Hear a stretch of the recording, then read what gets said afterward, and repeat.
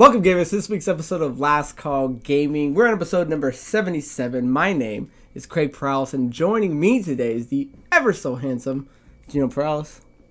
Right? Keeping the chin tight, the ears tucked. Keep it tight. Normally, guys, Andrew would be here as usual, but he is out sick. He actually caught a wicked case of pneumonia, so I didn't know people were still catching that. He was nervous that it was going to be the COVIDs, but I talked to him today. I was actually on a headset with him. We were playing. He got his results back. He's actually COVID-free. So it's even kind of stranger that you catch fucking pneumonia in the middle of January. That's what happens when you don't take care of your body. You got a weak immune system. I think that's what killed Bernie Mac. I thought he died in the 60s. So our best of wishes go out to Andrew, who you should Prayers. have a speedy recovery, and hopefully he's back next week, or he's gonna milk this thing for all it's worth. Sit out another week. And we get Gino here to take the place. Old second string stuff. So as always, guys, we like to drink beers around here, and Gino actually picked this one up on his way here from work, and this is the Rojo. Now, this is by the Barrio Brewing Company, and we actually did drink a beer of this on episode 67, I believe. It was the Barrio Blonde Ale. So the Rojo I say it so white. The Rojo is actually the Scottish Amber Ale, sitting at 6%, and man, it's just a good beer. Like, this is a good hearty dinner beer. It's a Scottish ale. I didn't get to drink the blonde, so when I saw this one, I knew the name looked familiar, but the can didn't. So when I asked him if he had it, and they didn't, and it is locally out of Arizona, which is always nice. Yeah, same as the last one, too. It's got a lot of awards, too. It's the 2018 New York International Beer Competition Silver Medal, 2015 Great American Beer Festival. So, I mean, I'm sure this is probably better being poured into a glass, but, sucking it out of a can, there's no real wrong way to do that either. So, I appreciate you getting that. So, let's move into the plugs real quick, guys, before we move any further. If you guys want to follow us on any of the social medias, check us out on our Facebook page, Last Call Productions. Check us out on Instagram at Last Call Productions, Twitter at Last Call PRODZ. And if you're interested in the audio-only version of this podcast, check us out on CastBox, Spotify, iTunes, as well as other platforms. And be sure to click that subscribe button so that you can be up to date on our videos and stay notified. So, there is news out there, but nothing worth jumping up and down for. So we decided to kick back and look at some of the most anticipated games that are coming out for 2021. Right, we're still midway through January, so I asked Gino, I'm like, what are you looking forward to? I even hit up Andrew and asked him his so he can have his little piece, and I'll say his at the end. But nice. Yeah, so we decided to pick out our top 3 most anticipated games of 2021. So a shameless plug real quick is we just filmed our top 5 video for our top games of 2020. So if you guys do want to check that out, make sure you jump in the videos and look at it. Andrew and I go over our top 5. My list is in the YouTube comments. Oh yeah, you did put your list in there, right? I sure did. Oh yes, sir. So Gene, would you like to go first or second in your delivery of your top 3 most anticipated 2021? I will say first. All so right. Lay it on me, Scat Cat. Yeah. So I'm a sucker for playing older games remastered. I know they like to play a lot of AAA titles. I kind of take that a little more leisurely, but this series is actually one of my absolute favorites, and that's going to be the Mass Effect Remaster series, developed by BioWare with the help of Abstraction Games, published by EA. The original 3 came out in 2007, 2010, 2012. This one's set up to come out in spring of this year. So all 3 are supposed to have enhancements and technical improvements over the gameplay and the quality, but it's also going to include all the DLC that ever got released for all 3 of them into just added on. And the cool thing too is if you ever played the first ones, your decisions are still going to carry over from game to game, which is one of the cool features on there. If you guys aren't familiar, you basically take over Commander Shepard. It's a nice little space opera where every choice counts and actually means something. Basically, you're going to fight against the Reapers who awaken every 50,000 years to destroy organic civilizations, and that's the story of you coming together. It is amazing. I don't want to go over too much of it besides that it's going to come, and I am going to be all over it like white on rice. Like fucking flies on stank. I'm looking forward to, my first one I'm looking forward to is Back for Blood. This game is being developed by Turtle Rock Studios, published by Warner Brothers Interactive. Now the set date, the commercial, the trailer shows June 22nd, but on Wikipedia I saw June 18th. So whatever date actually comes out should be around June. The reason I like this is because it is a good looking zombie shoot 'em up, and it's actually got some like kind of rich history behind it because Turtle Rock Studios is actually the original developers of Left 4 Dead, which came out as far back as 2008, and it's one of the big stamps on zombie shooters, right? There's a lot of games that do zombie waves and shooting and stuff like that, but no, you can't take away what Left 4 Dead did for it. And more or less, this is the spiritual successor to that game because this game has kind of been set in. It's a property that's doing nothing with the current studio, which I believe Valve owns the IP for it. So the Turtle Rock essentially was kind of, I don't want to say so much as a fuck you, but they're like, we're gonna make a game. And they even put the goddamn 4 in it. Back for Blood. Everyone knows this is a spiritual successor moving forward, and we're gonna evolve it. And I don't think there's anything wrong with doing things like that. When you take properties that are lying dormant for X amount of time, then I think things need to be either spiritually successed or flat out ripped off or cloned, but it needs to be done in a very particular way because tasteful. In a very tasteful way, yeah, because there are good clones out there. Because you look at things that like Koji Igarashi did.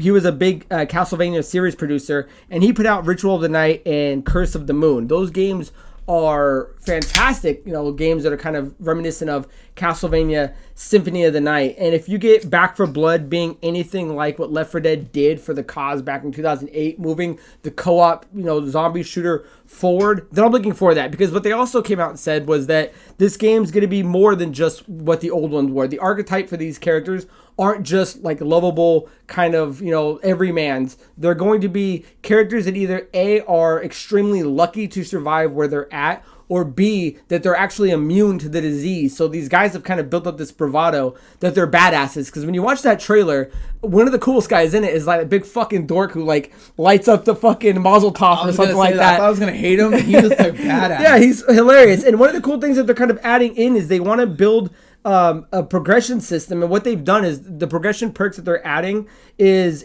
kind of like a card-based system and stackable in a deck. And what you're able to do is kind of customize your character and add on. Do you want to be immune to fire? Do you want to fire resistance? Oh, that's cool. Do you want to be a healer? So instead of just kind of these cookie cutter characters that are just gun wielding and grenade throwing, your character is going to be kind of unique to how you're going to taper them with what perks you're going to have. So awesome that they're bringing back a series as loved as a Left 4 Dead.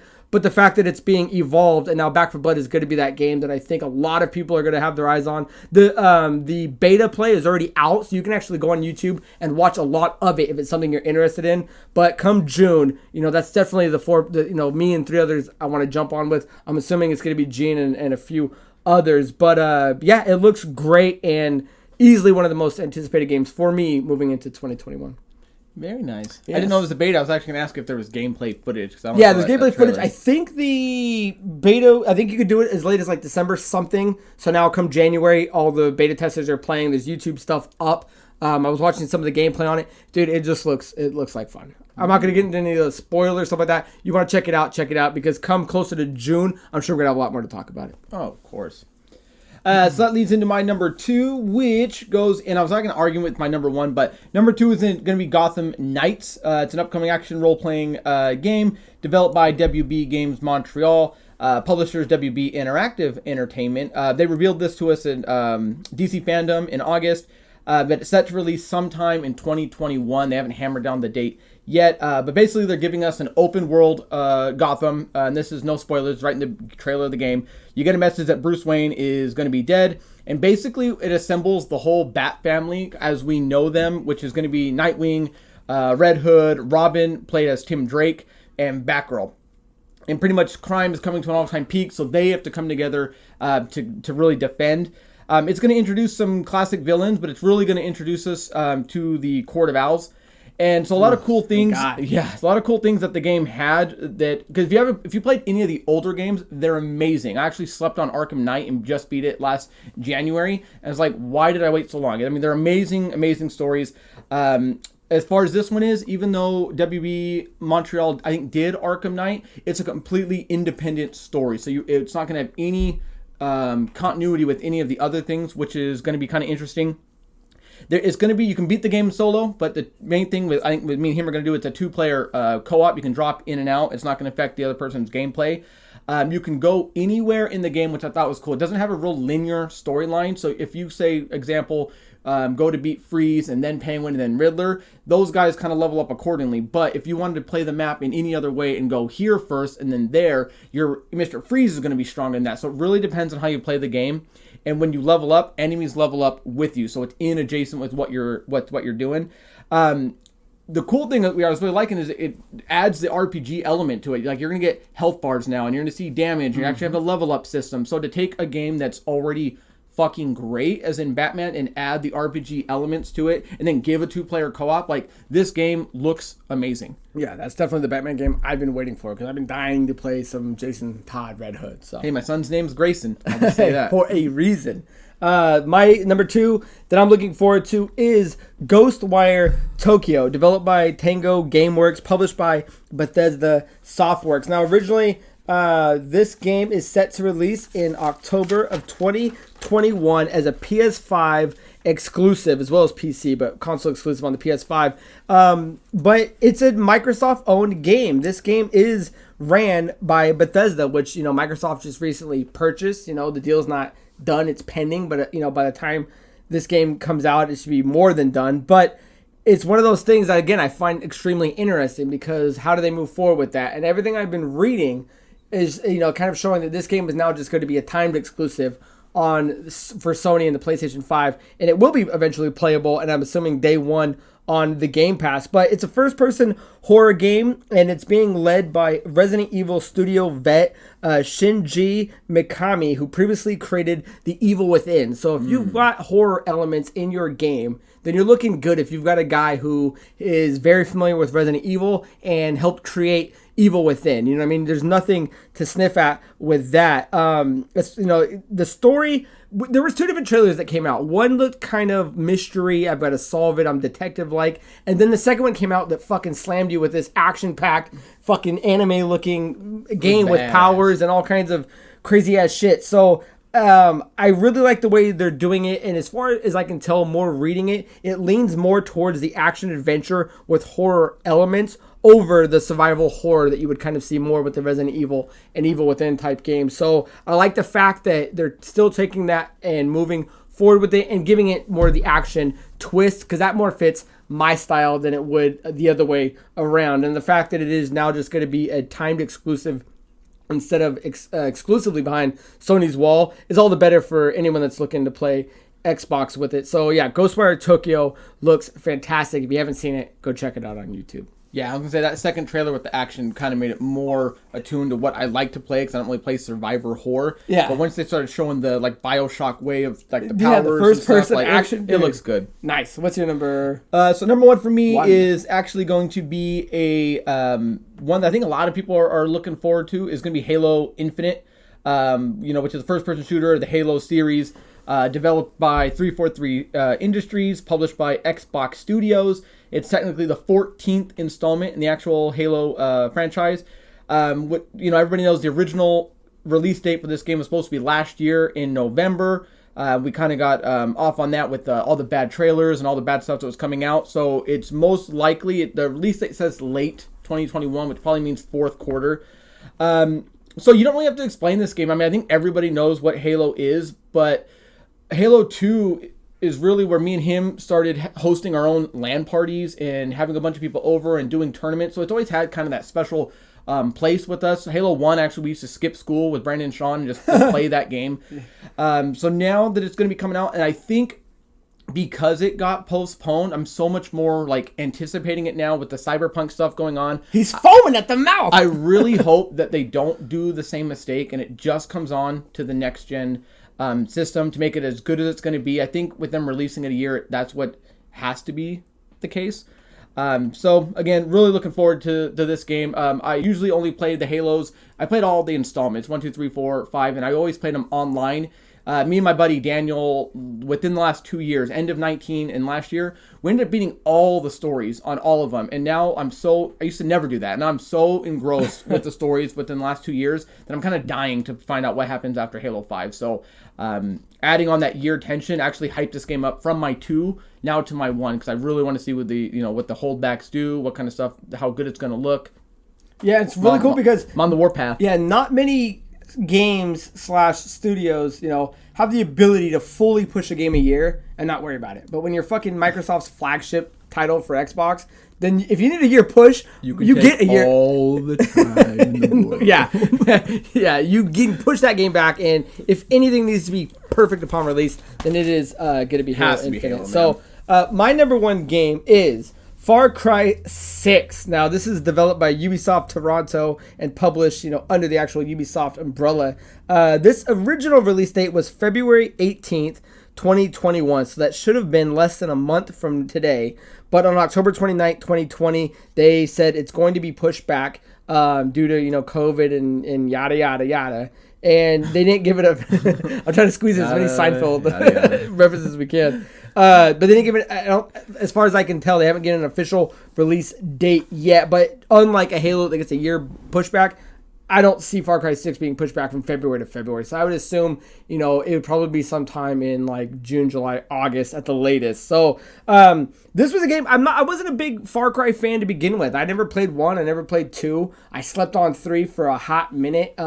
It took a while. I finally played 3 remastered. Loved it. I skipped 4 because I own it, so I'm good at play it. Went through 5, went through New Dawn, and I'm looking forward to 6. And I think the reason is everybody, and even if you're not a Far Cry fan, everybody shit themselves when they saw Giancarlo Esposito as El Presidente in the new Far Cry 6, right? The one of the guys from Breaking Bad. Because this game is inspired by, Cuba. It's the largest Far Cry playground to date. And they're stating it's the tropical paradise frozen in time. He all the areas right now is a cinematic trailer. And the way he talks through it is just, it's gripping you. Like, it's just, I want to hear this story. I don't need to see gameplay. This motherfucker's in it, I'm in it. But the other big reason I've got a little bit of money on this is I've got a bet going with one of our buddies over in our local GameStop. Presidente's got a child, and we have a 12-pack bet that he thinks the kid is Voss, and that's a big rumor, speculative that's going around that a lot of people think it is, and they think it's his Voss. I don't think it is. I think this is a standalone adventure in a different point in time. But I got a 12-pack riding on this bitch. Winner gets to pick his poison. But I'm curious. You've seen the trailer. Do you think that kid's Voss? It definitely looks like him, which is why you could easily say there's a rumor for it. I like when games kind of plug in if it's done right. I would love for it to be him, but I would not be upset if it was a complete standalone game. But who do you think?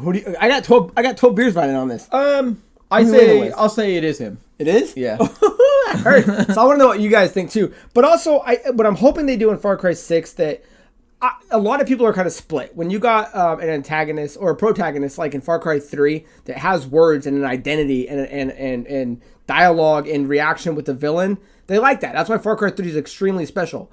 Far Cry 5 is really, really good, but people don't like the blank, non-talking protagonist that you play, the random body that's just eyes and a hand. So I'm hoping 6 isn't like that, although to me, I don't really care if it's like that or not, but I know the majority of people want somebody they can identify with, as you do in most games you play as. So I'm hoping Far Cry 6, doesn't end that way, because I think that's what's holding back 4 and Primal from being anybody's favorite, because 5, the story is extremely good, so I think it kind of bypassed that. But, let's make a protagonist that we can talk about. Let's make him an actual person. But those are the 3 games that we picked for our most anticipated. I really want to hear what your guys' are. So I asked Andrew what his was. Excuse me. And no one cares. Fuck him. And he picked Resident Evil 8, assuming it comes out this year. He picked Halo Infinite as well, and he also picked Gotham Knights. Oh, good. So he's on the right track with you and moving in that I had a quick direction. question, because I've only ever played 3 for Far Cry. If 6 is good, are you going to go back and beat them, or because they're into standalones, you going to leave it at that? What do you mean? You gonna go back and play 1, 2, 4? Oh no, 1 and 2 are past. It's like going back and playing games that are just dated. Like I'm not going to do 1 and 2. What Three's about 5 and 3's remastered. I just beat 5 last year. 4 and New Dawn. I have 4. 4 looks good, and Deandra has Primal. So I might go do 4. I don't think I'm going to do Primal. I heard that's kind of the one that no one really cares for. Lame. But which is lame. But I have 4, so I probably will go do that. And other than that, then I'm caught up because 1 and 2 you don't really, I don't think, have to do. Again, I think they're silent protagonists. So it's like the original Elder Scrolls. You don't really need to play. You don't really play Daggerfall and Arena, but they're there if you want to. So next, let's move into a little riffing it up. And I will go first on my riff. So my riff is that, there was big news that Fall Guys was going to be coming to Game Pass. Fall Guys was a huge hit, and a lot of people were looking forward to that. And it kind of got debunked. The kibosh was put on Fall Guys.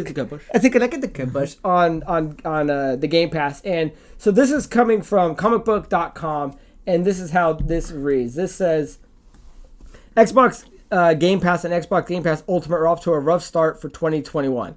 I don't agree with that. If your case is that Fall Guys didn't make it. No. The first week of the new year, a highly anticipated new edition was delayed a day before release. A week later, subscribers on Xbox One, Series X, Series S, PC, and Android found out they were losing a beloved RPG. And now a developer has confirmed one of 2020's biggest games isn't coming to the service after it looked like it would. More specifically, this morning, Devolver Digital confirmed its 2020 hit Fall Guys isn't coming to any form of Xbox Game Pass. Could this change in the future? Sure, but at the moment, Fall Guys isn't coming to Game Pass.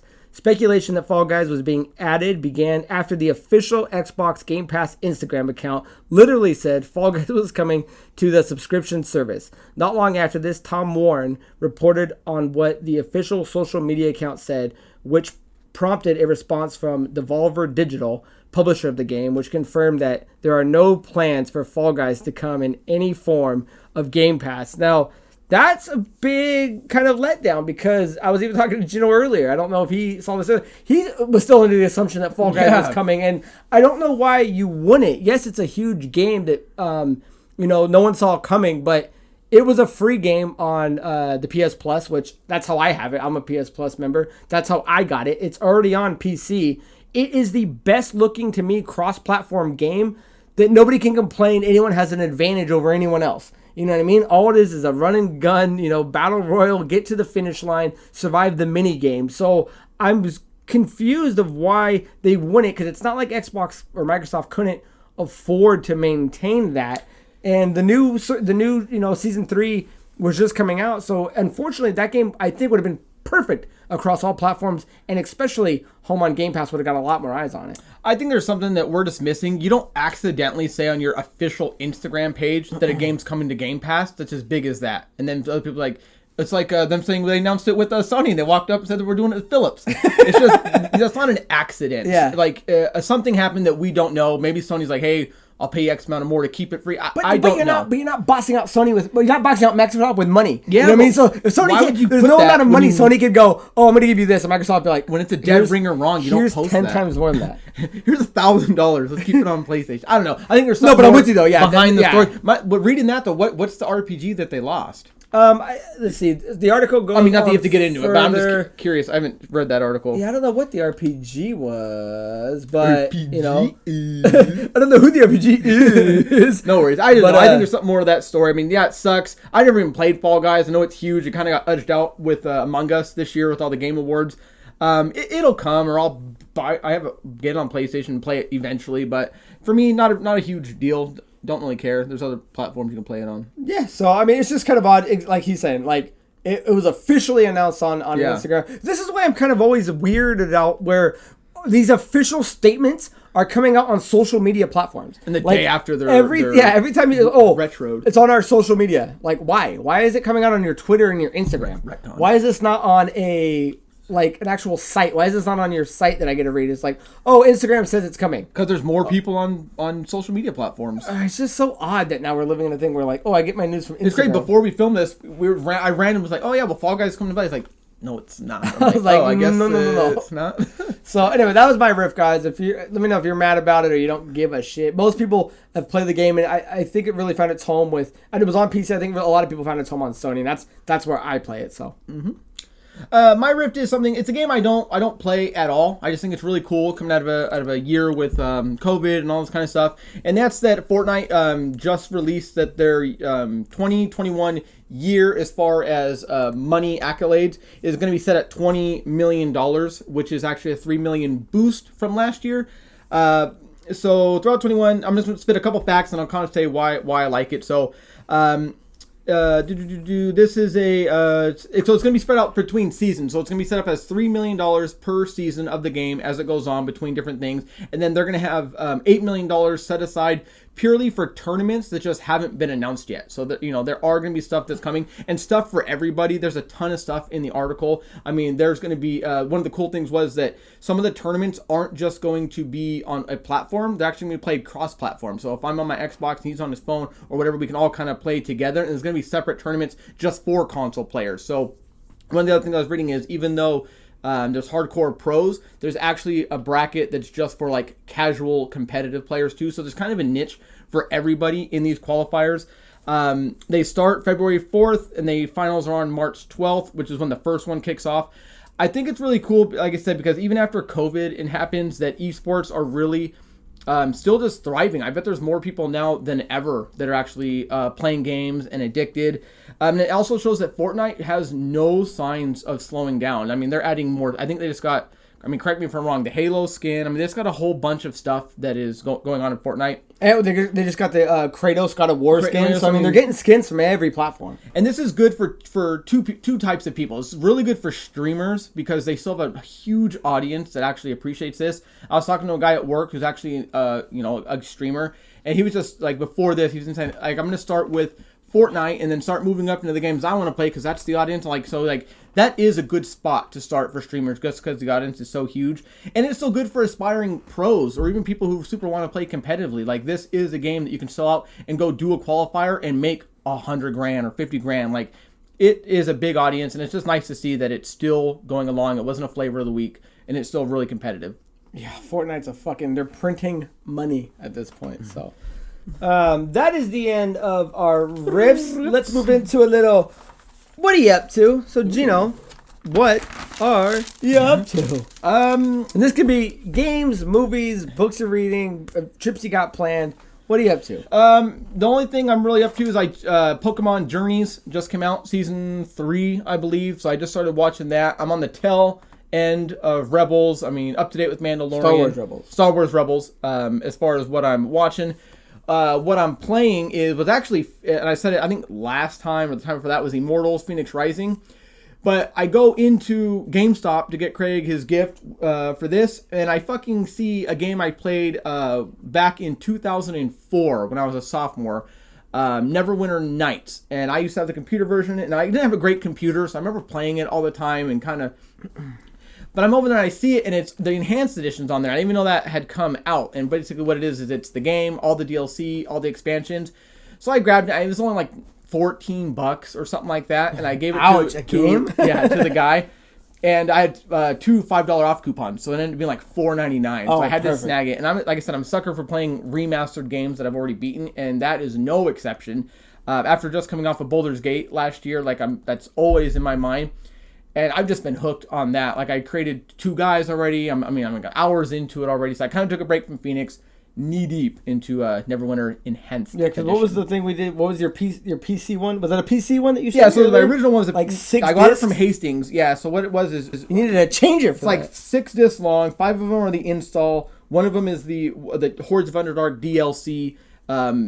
So I was diehard about it, man. I remember playing. I remember our computer crashed when I hit level 20 because I polymorphed into a red dragon, and you get huge, and the computer literally shut down. I'm like, and that was the last time I actually ever played it, and I was so pissed. Our old little computer. And I've never played it since 2005. What was the position of the computer? Was it by the door, or was it by the other door when it was sitting on? I would assume the front door. When it was on the left? Yeah, on the left. So I just remember loving that game, and it's just like any PC to console game. I was talking to someone about this in Facebook too when they asked if they should play Baldur's Gate. It's not like Dark Alliance where the buttons are keyed to the D-pad and stuff and make it easy. I mean, it's a computer game, and so it's a little tough to figure it out. Like I literally created a guy for 2 hours, and then once I figured out the controllers, I deleted them and created a brand new guy because I wanted my stats a little different. So, but it's the kind of stuff I like playing. Nice. Can you give me one more of these Rojos? Cerveza? A little red caboose. So, what I'm up to is playing wise. You know what? Pounce on it. I just got done playing Gears 5 DLC, Hive Buster. This fucking thing was awesome. If you have the Game Pass Ultimate, it's free. I'm not sure what it actually charges you if you do not, but it's a good fucking piece of DLC if you're a fan of Gears or not. Like, this thing is, it's really short. It's about maybe a couple hours, give or take. It depends on if you're looking for all the collectibles. But what I was looking up, because I'm not a big Gear head, I like the Gears games. And what I was looking up is a lot of people were saying, you know, this is the first time in like 6, 7, 8 years that they've put out DLC that's single player DLC, not multiplayer add-ons. And I was like, that's extremely interesting, because most people are saying this is some of the best stuff they've seen on that's utilizing the Xbox Series X's awesomeness that's in that contained box. And I played it. It's awesome. It's a 3-player thing, so you can play it solo, you can play it with friends. I had a blast playing with it, and I'm waiting to, maybe I can get my hands on it with Gene and a couple other guys.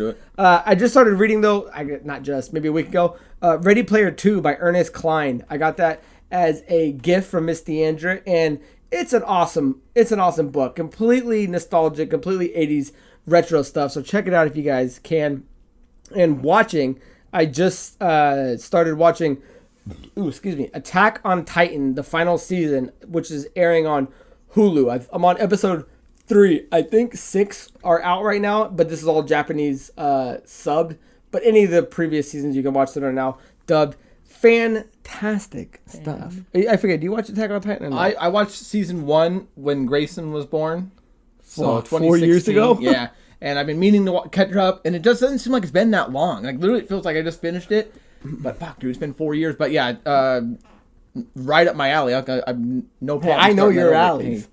So, guys, jump down below. Let us know what you're reading, watching, playing, all that good stuff. Especially reading, yeah, because I've been slacking on my books, and Ready Player 2 is just sucking me right in. So let's move into video game question. I call it, you know what? We're changing the segment. It's no longer video game questions of the week. It's just questions of the week. You guys can ask us questions about movies, TV shows, video games, comic books, alcohol, past adventures of my high school career, whatever you guys want. Pop culture references, my favorite NSYNC song, and whatever you guys want. So the first question comes from John Tavitz, and he writes, Star Wars games coming back. Question, if you could, because last week we talked about how Star Wars games are now kind of open domain. They're not just locked behind EA. They're shopping around to get other companies and studios to make new Star Wars games, so we have more out in the wild. And he says, if you could pick a team to make a Star Wars game, now that it's open season, who would you pick and what type of game would it be? Thanks. You want to tackle it first or second? I can. This was when I was reading, and it's kind of real easy to go say Obsidian or something like that and say KOTOR, because everyone wants that. But I'm a sucker for like top-down hack and slashes like Diablo, especially Diablo 3. I would love to see a game like that where there's 5 or 6 different race classes, and you can go through and you each have your own abilities, and you don't have to have Jedi, maybe just Force sensitive people, so there's not super strong attacks one way or the other. But a good hack and slash game, basically in anything, I'll play it. And if you have a good lore put a Star Wars skin on it, and you have the people who know how to make Diablo 3, especially with how deep their skill trees and like how much your armor affects with the different cuts and jewels, that I would love to see an in-depth one of that, but with Star Wars. I like that. My game that I was kind of looking at with this is, him and I are both big fans of like tactile. Me and him and I are big tactical fans. So because again, I just got done playing Gears Tactics. I beat Mario and Rabbids. I know you're playing Mario Rabbids right now. but I think XCOM Dark Crystal. I just beat Dark Crystal, a tactics game. But XCOM kind of runs generally as most people modern day favorite tactics. So I believe it's Firaxis Games who did XCOM, at least XCOM 2, which a lot of people say is the superior game. If they simply just did a Star Wars tactics game and, did that turn-based tactical game, that would be awesome. And I think they'd be able to nail it because you can do, a lot of people have issues, or not issues, but there's kind of this thing in people's head. They're like, oh, if I'm a Jedi and I slice you with my thing, why are you not just getting ripped apart? And when you do games that are kind of Diablo, esque, or you do things tactical, it kind of gets rid of that. Everything's based on just a health bar and your strategy of how you're playing. Somebody could throw a grenade at somebody and it doesn't, you don't raise a question mark if it doesn't kill them on explosion, because that's the style of the game. And if you could do a Star Wars tactics game, that would be fantastic. Because like Gino's saying, everybody wants to do the KOTOR 3 or the Jedi Fallen Order 2, but it's like, if we're thinking games that they haven't really done, tactics would be a really fun direction to go. And the other one I was thinking of is if, Crash Team Racing just did a really good revival of the series, and everyone still loves Mario Galaxy, and we used to love the old Star Wars podcast game.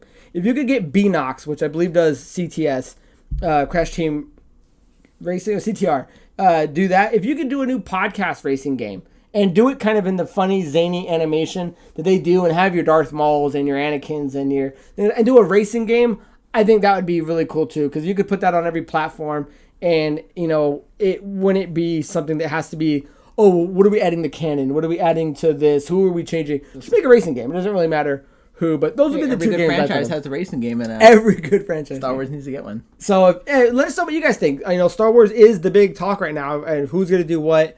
Ubisoft's Division kind of game, or the Indiana Jones, machine games that's moving forward. So let us know what your guys' thoughts are. So absolutely. Thank you for the question, and leave your thoughts down below. And the final question comes from your mom.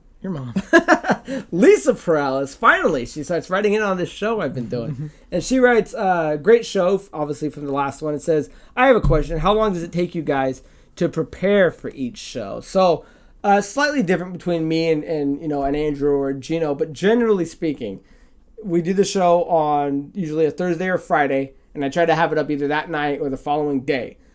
That moves into the weekend. The weekend, we generally take off. I don't really want to think about planning things, uploading stuff, and then come Monday, Andrew and I, or Gino and I, will usually start sending each other news articles all week, pretty much all the way up until Wednesday or Thursday morning, just to see what we're going to talk about. So come usually Wednesday night, Thursday morning is when I will start making graphics and all of our, adding what videos we're going to put on top of it. And then by the time him or Andrew get here, I get their take and I upload their stuff. So for me, it probably kicks in around 24 to 48 hours before we actually record.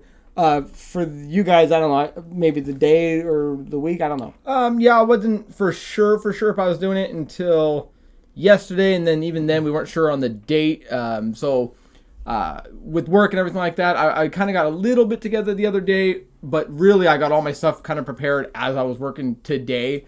So today was probably a little bit longer because I had a little bit of stuff came over. We crunched it out. I had to, I like to write it down so I can take a peek at what I'm doing. So, I don't know, it probably took me like an hour and a half, 2 hours I knew what I had, but just kind of formulating and how I wanted to say it and get it down. So, it was about an hour and a half maybe. Because I gave Gino, the outline of what we're going to be doing like a day or so ago. So, just make sure you got your games ready, your extra riff and stuff like that. Yeah, so it's all within the week, nothing. Within 2 days. The only thing I think we plan outside of the week is when we do like episodes like the tops. That's next month. We'll do another episode next month. So we just finished our last one. We have all month to prepare. Another plug for you? You know what I mean? Hey, you're on the next one, Buster. Oh, yeah. So there's a free plug for you. Thank you for the question, Mother. And that that is the end of the episode. So, guys, super appreciate it. Make sure you leave all the comments, likes, and love down below. But until next time, bam. My name is Craig Perales, and that is Gino Perales. He's Kino, and I'm Greg. Cheers. Cheers.